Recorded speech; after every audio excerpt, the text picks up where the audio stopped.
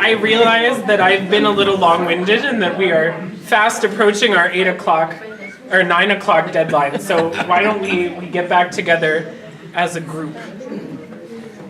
So what can we do? This. What? This. Yes. That's true. This. Yes. I think we were talking about that church shopping.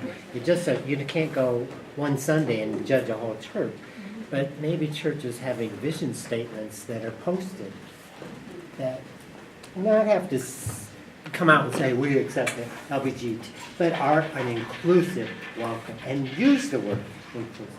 All of them say they're welcome. Yes, that's right. Well, and on the opposite note, as a gay person, do I go to attend church and say, "Hi, I'm Devin, I'm gay. Can I be here?" That's what we asked I mean, about. Do you come? Right. And then you spend 6 months falling in love with the church, and then you find, oh, here we go again. Yeah. See, I we- think we- one But thing I've brought up to our table is, obviously looking at it from a progressive standpoint, and I would say probably the vast majority of people in the room are viewing this from a place of being sort of progressive in nature. But to have empathy for, say, people at her Baptist church or at his church, in some ways, this is asking people who go there to not just change their perspective on it, but it's almost putting their entire sort of foundation and asking them to change the way they think about this. So changing the way they've interpreted Scripture, change the way they've approached family life, their faith. And so it's Divine conception.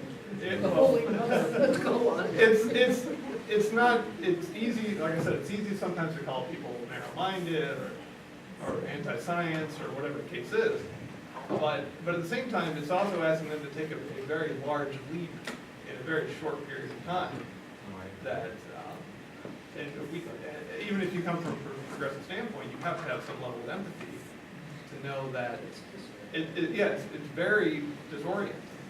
Absolutely. Maybe And this that's is never going to happen, though. I mean, if Devin, who is a devout member of the church and participates and does all this other kind of thing, if he can't be accepted at that point in time, then it's probably never going to happen for those people. If they can't look at a prime example of what, a religious person is, and then You need to just find a put it- different community. I mean, Exactly. I think it's worth noting, though, like, I agree, and this is something that I've thought through a lot. If you have a firmly established belief, and that belief is challenged, you do have to do a lot of changing, because it will mess with the pillars of your faith. It probably will mess with how you read the Bible, how you interact with your church community, how you interact with your family. This is not the first time Christians have had to do that, right? In the 1860s, we had to rethink a lot of the passages in the New Testament where Paul talks about what a great thing slavery is. We had to think in the 1940s about a lot of the anti-Semitic things that have come through in the Bible based on our interpretations. In the 1960s and 70s, we revisited a lot of stuff about gender that comes forth in the Old and New Testament. And in every time people's foundations were shook a little bit. And that was rough for some people. So I think we sort of have to walk a tightrope there, right? We can have a lot of empathy for people who need to change, but I think we can equally stress that wrongs are being committed here. Right. And that discrimination is happening, and that Yes, we have to stand for something. Well, and Can't that's say the everything's acceptable. but that's the sort of the question of how the go ahead, sorry. No, I don't mean to interrupt you, finish it. I think the point that we've gotten to is that changing a mind or a heart is a very difficult process, and again, it's something that I've certainly found in my research that people who belong to churches that are traditionally anti-gay are not necessarily themselves always very homophobic people. Of course, there are very homophobic people in in more conservative churches, but they're not all that way. Again, this has to do with how you read the Bible and how you interact with the church and how you think about gender. And that can be what you learned, that can be your life experience. And so when you're sort of changing one belief, you're changing everything else a little bit too. So it's great to be mindful of that, but it is also good to have purpose and know that change is necessary. I just thought of another thing as you were saying that on the one hand, it seems like a practical thing to do is find out before you ever get involved in a church, because as you said, you fall in love with the church and then they throw you out. It seems really practical to say, are you welcoming to the gay community or whatever, right at the start. But on the other hand, as we heard the Baptist lady say, sometimes you love certain things about a church in a way that it doesn't even matter if it makes sense to you, it's just where you are at home. And you may really dislike certain of the tenets of that faith. But if you are in a place of comfort, everyone's spiritual journey is so private and individual at some level that how can you say, I would never go in that church or that church? I agree. I think everyone is different. And for me, I did consider for a long, because I was given the option, you can stay, you just can't be a part of any ministry, which, like I said, that's not part of being in a church. But I spent many weeks considering, well, maybe I just stay. But then I thought, if I ever got married, what would I do? Oh, you got to stay home. Stay home, honey. Can't come to church with me. Yeah. And it just became clear that I needed to move on. But it was difficult. I mean, these are people who watched me grow up and helped me through very difficult times in my life, and vice versa. I mean, I lost 30 people that were a part of my weekly life. And then the funny thing is, my pastor the pastor at that church continues to be one of my closest friends who I talk to 3 or 4 times a week about anything. So it wasn't personal. She really just felt like she had an obligation to the congregation of the church to live out what the church believed. So what Jean said about the statements, well, what our statement is, and the inclusivity, I mean, is that something that if you consider being, like, I want to be, you want to be a part of a church because you know that that's something that's in your heart, and you would like to find a home in a church where you could serve and be served, and right. Are those the words you need to hear? Or what do you need to hear? I think in a community, and I think every community is different, I think in Lenawee County, yes. I think churches need to just flat out come out and say, we welcome you. Because it is such in every community it's different. I mean, I think in Ann Arbor it's probably safe to assume that most churches are pretty welcoming. You would be shocked. Sorry. That'll be in the dissertation, you all get copies. An expose. I think churches would be very well suited to come out and say, yes, we are welcoming. Well, Is it beyond saying you're inclusive? say inclusive. Yeah, I don't think LGBT. saying we're welcoming and inclusive in general is enough. I think It's got to be more yeah. specific. It's got to be very specific. Well, in concert with what the gentleman over here is saying, I think an organization needs to declare itself, and people will self-select. And that's generally the way these kind of things work out. It's very difficult to push a round peg into a square hole or whatever. You simply indicate what you are, what you stand for, what you will defend, and those that agree will come, those that don't won't. And I don't know that it's, for me at least, very much more complicated than that. So something that all of the mainline Protestant denominations have done, the PCUSA, for example, has more light Presbyterians. Hands up if you've heard of more light Presbyterians. Okay, good.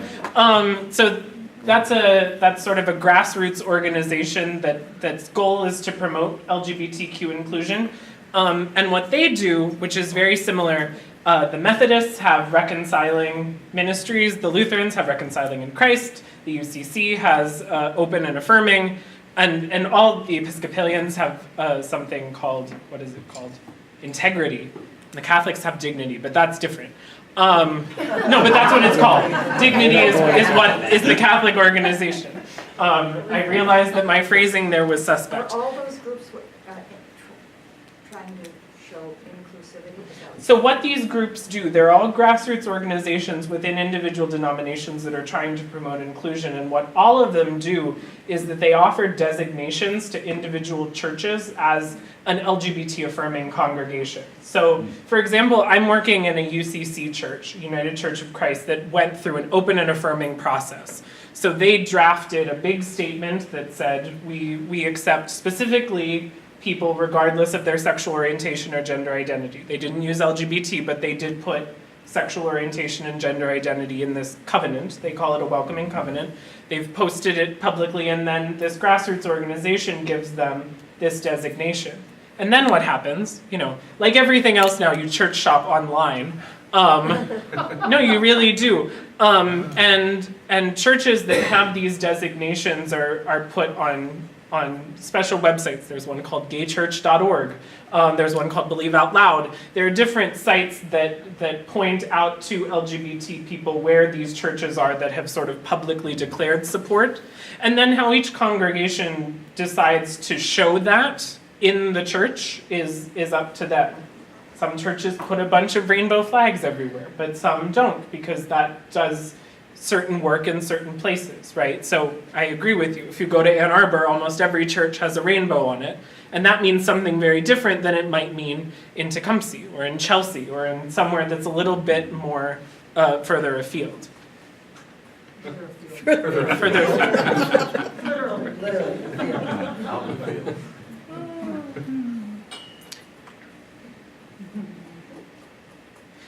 So going back to this question, a lot of people said that this was a really good first step.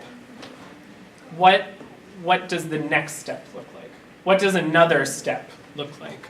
So I had my hand up because I was just being mindful of the fact that somebody like you, who I represented you when I was doing some promotion about this event, I represented you as being a very gracious and hospitable facilitator to this topic, because that's how I experience you. I think that, having people like you engage at church, and we also asked for people to come with whatever questions they had. So, to Matt's point about, most of the people in this room may be coming at this from a progressive perspective, but we really want to have courageous conversations that have people who have questions that, or struggles with topics that we're having.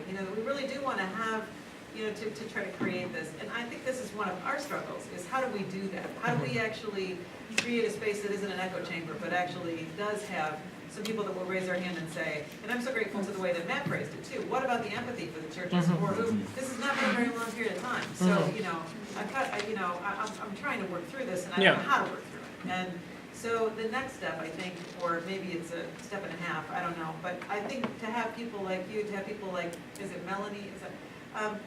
Sticking around in those places that wouldn't necessarily be, I don't mean, Devin, to not respect your decision, because I do respect your decision. I really respect your decision, given the way that it happened there, being in a position of leadership and then being, that's different, but when you say maybe everybody at the church doesn't know, and what would happen if you brought a partner, and some of those things might change the dynamic, but at least, you are there to kind of help people through this transition if they're having to really rethink what their faith structure is, what their belief structures are, what their core, how they interpret the Bible, some of those really deep-seated things. And so, I don't know how to frame that in a step, but I do think it's a gift. For any congregation to have a voice like you, in the congregation, to be willing to say, let's talk about it. If you have some feeling of awkwardness or question about how do I reconcile my faith with this, talk about it. Let's talk about it. Yes, this is the first step. I don't know how deeply we're really talking about it. Okay. You know what I mean? Because we have 15 minutes left or something, but some of the things on here, like what Bible verses or stories, well, probably most people in this room maybe have it up to here with the traditional Bible verses. They're like the ones that you received in your letter, verse and letter, chapter and verse, blah, blah, blah. Okay, I remember the first pastor that I had that actually opened up a different way of looking at this from the Bible, opened up, Peter and Cornelius. When Peter, when Peter has this revelation and he's told to go to Cornelius' house, who's a Gentile, and he never would have imagined that he could be in the same house with this person. It challenged all of his religious convictions, and yet the Holy Spirit was there, just like the Holy Spirit was with him. So this pastor colleague, at the time, my pastor and mentor, she opened it up and said, what about this passage to help us understand this question?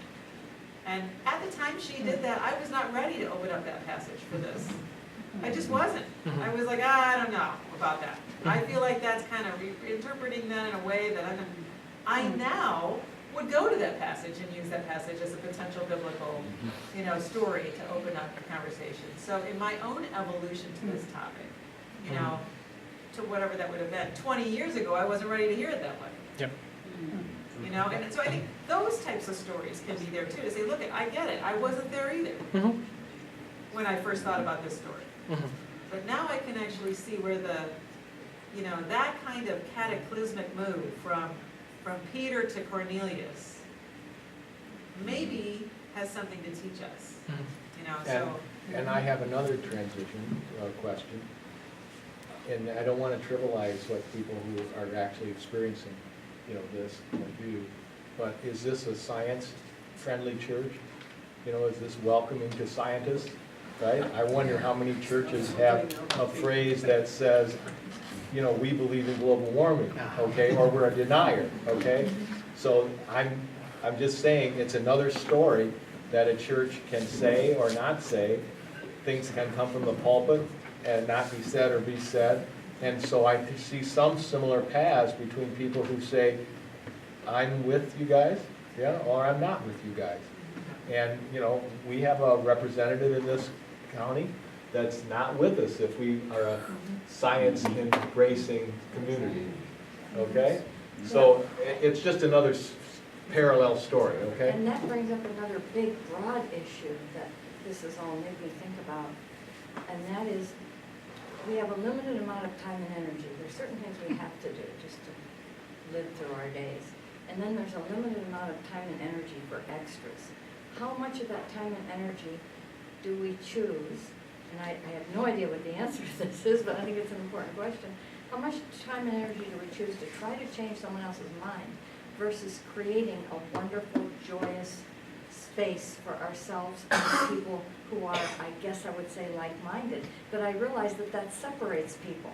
But I personally, I know, I can only take physically and emotionally so much of the kind of energy that is around really, I guess I'll use the word again, hateful people.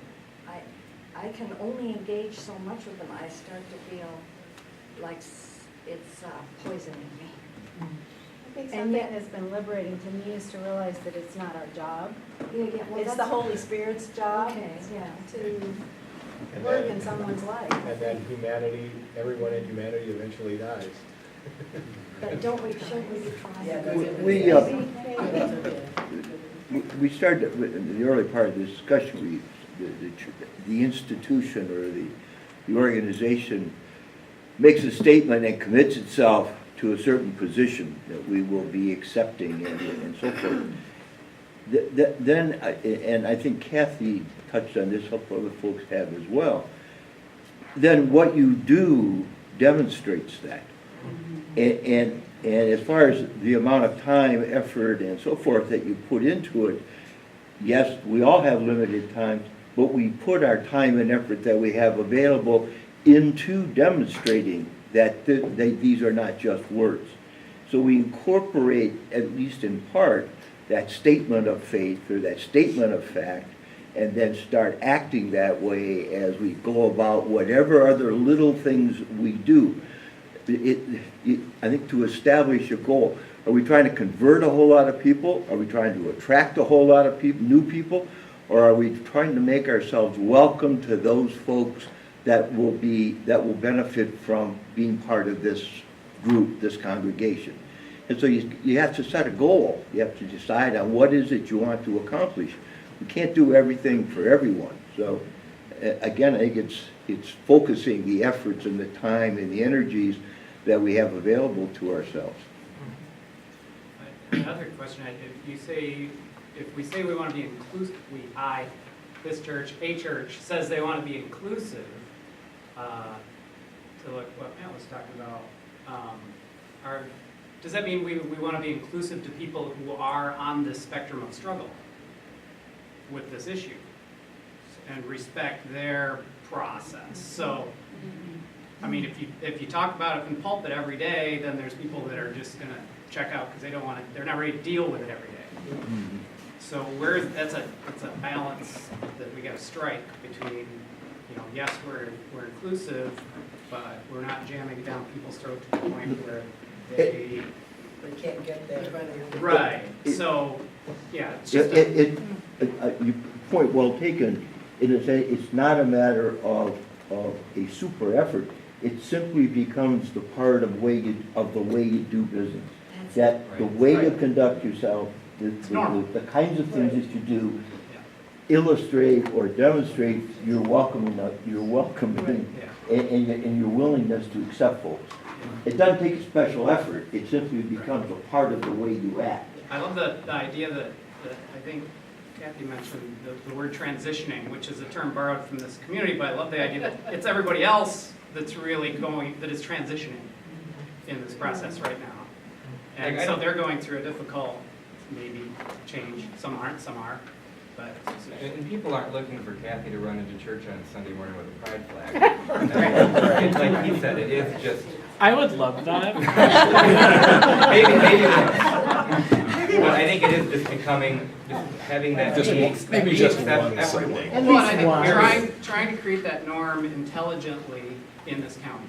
So what's the best way we can create that norm as fast as possible, but without creating some kind of massive schism or massive conflict in the county that's like, oh, well, that's the weird church over there, and that's those people. So that, I think, is a real challenge. And I think just to elaborate on your point, self-righteousness can go both ways. Absolutely. And being self-righteous about being open-minded can be just as dangerous as being self-righteous about being closed-minded. Or We don't want to create the other any more than... Right, and you can convert people by listening to them. And there's a lot of people, there's some really hateful people that you're just never going to, but there's a lot of people in the middle that if you listen to them and you speak with them, there's a really good chance that they can come to this conclusion themselves without feeling like you have no say in this. So I do think that you need to be careful about that because that's the way we can grow the inclusiveness. And I want to add on to what April said, I feel that there is an important balance, but if you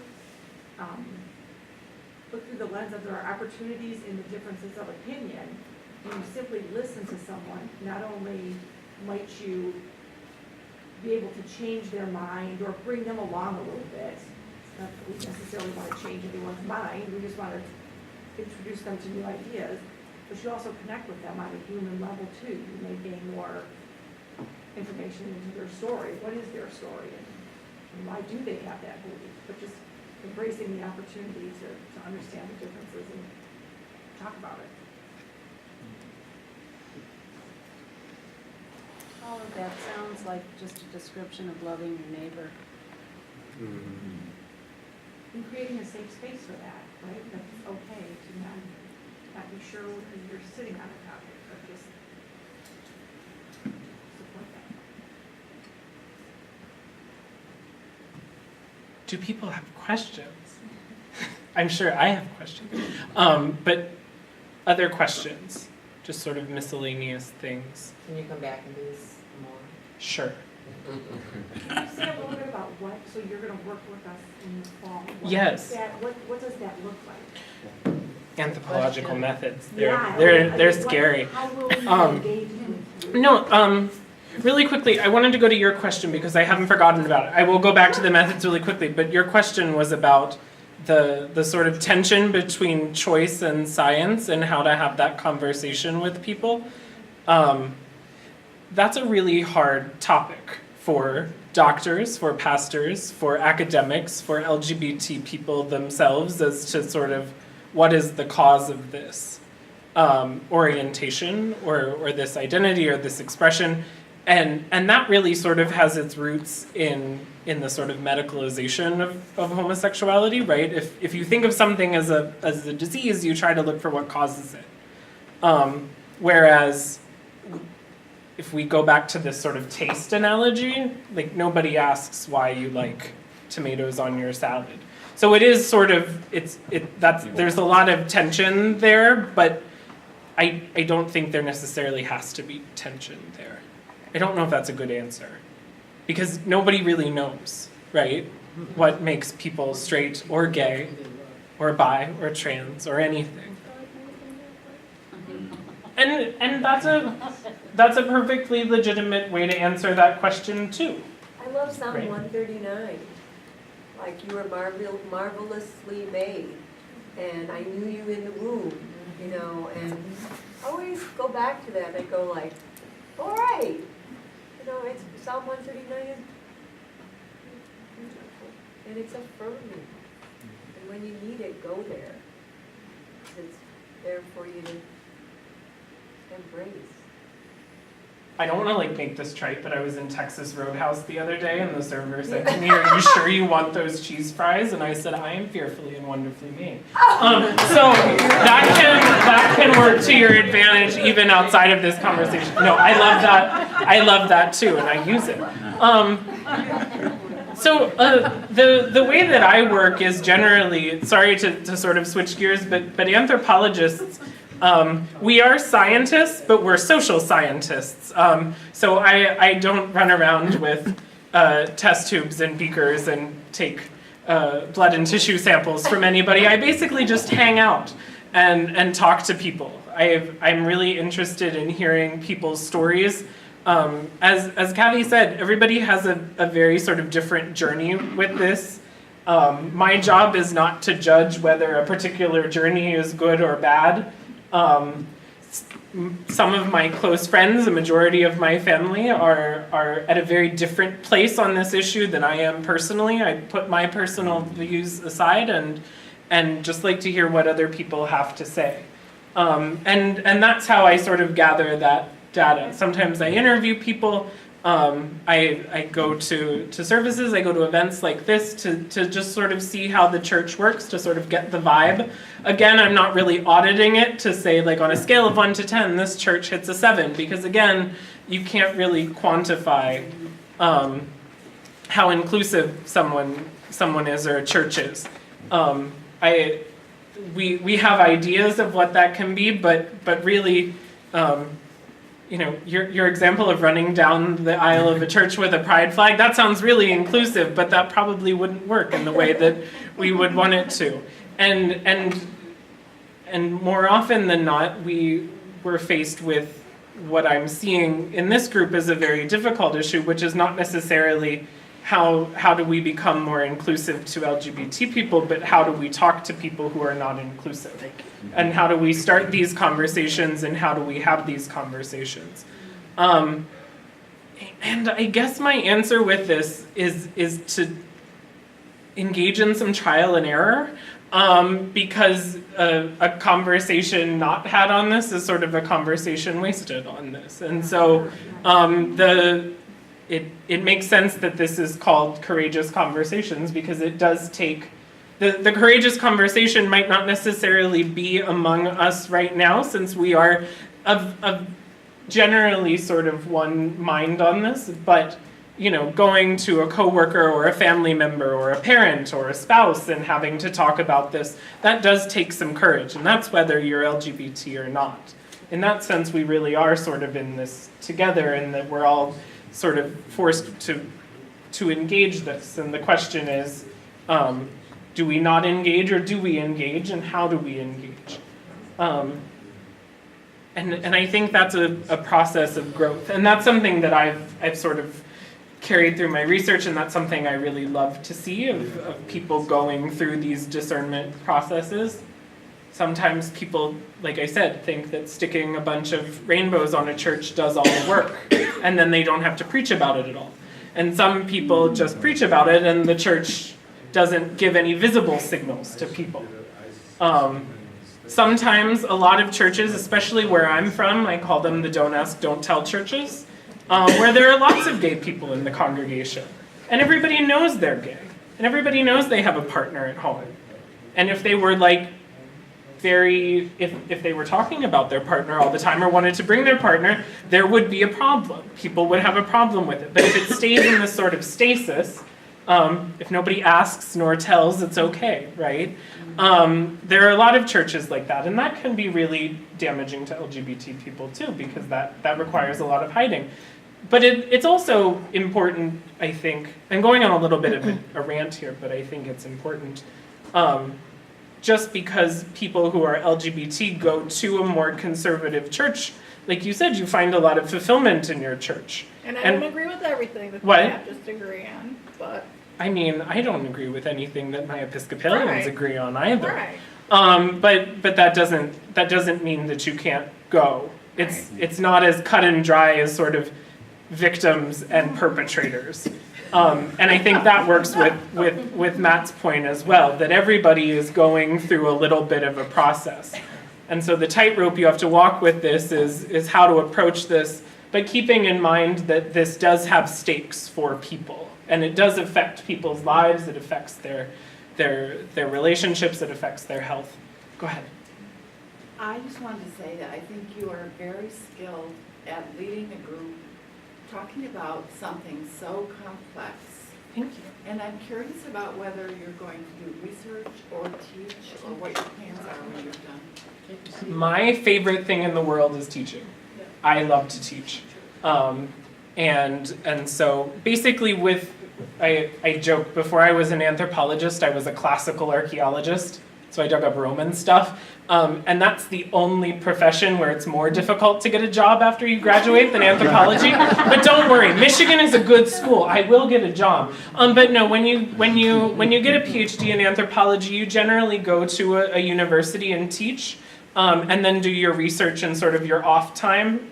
Anthropologists also are really sort of trained to work in publishing houses because we're always writing, we're always editing, but I love teaching. So I can see myself at a school talking about this. And like I said, a lot of anthropologists don't work in the United States, but I think if tonight has taught us anything, that there are really important things going on in this country now that are affecting all of our lives in one way or another. Some of us are more affected, some of us are less affected, but we're all affected. And it's important to think about that too. So if I see my job is to study human culture, that means working in our backyards as well and figuring out what sort of makes people tick.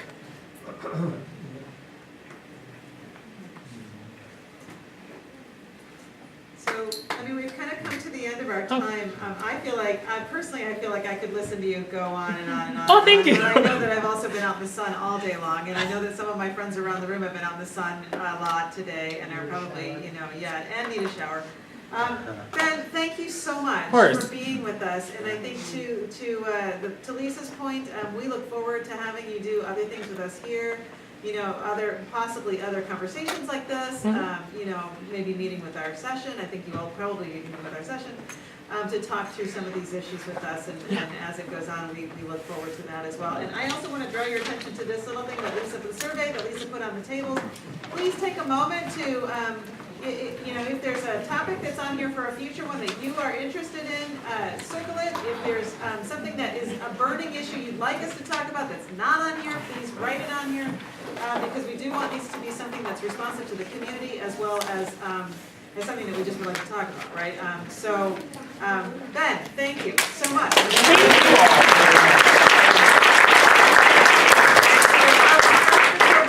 I really appreciate it. I don't know, Ben, maybe you'll be staying around just a few minutes Yes. for people who have individual questions to talk about with you. Thank you so much again for coming. Thank you.